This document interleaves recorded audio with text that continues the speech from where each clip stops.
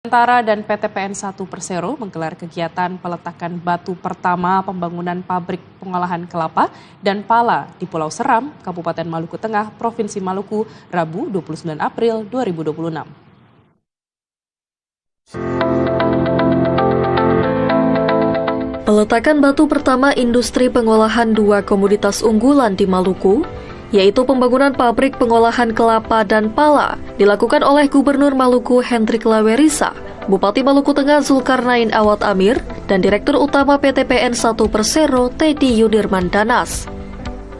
Kegiatan yang dilaksanakan tersebut dirangkai dengan program groundbreaking hilirisasi fase kedua yang diresmikan oleh Presiden Republik Indonesia Prabowo Subianto. Peresmian oleh Presiden Prabowo secara serentak di 7 titik di Indonesia berpusat di kilang bensin di Cilacap, Jawa Tengah.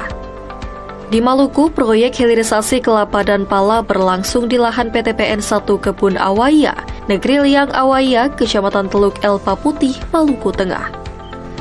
Pembangunan industrialisasi tersebut disambut antusias oleh para raja, tokoh agama, tokoh adat, dan masyarakat setempat. Sebab bahan baku kelapa dan pala akan langsung diambil dari masyarakat. Proyek industrialisasi kelapa dan pala sendiri merupakan satu dari 13 proyek hilirisasi yang digagas oleh Danantara bersama PT PN 1 Persero dan Kementerian Pertanian. Di Maluku, proyek ini akan menyerap sebanyak 300 hingga 500 tenaga kerja dan belasan ribu petani kelapa maupun pala. Gubernur Maluku Hendrik Lawerisa dalam sambutannya menyambut baik proyek hilirisasi tersebut. Mari kita sukseskan bersama rencana hilirisasi kelapa dalam dan pala ini untuk kebaikan bersama, kemanfaatan yang sebesar-besarnya bagi kesejahteraan rakyat dan kemajuan daerah. Saya dan Pak Bupati Maluku Tengah dan semua stakeholders atau para pihak terkait kita akan kerja dalam semangat kolaborasi dan sinergi, dan tentu saja kami juga memberi apresiasi dan terima kasih kepada raja-raja, para latupati di Kecamatan Elpa Putih yang wilayahnya digunakan untuk pembangunan hilirisasi kelapa dalam dan pala ini. Dan kepada masyarakat tentunya kami mohon sekali lagi dukungan dan partisipasi baiknya agar proyek ini dapat berjalan dengan baik.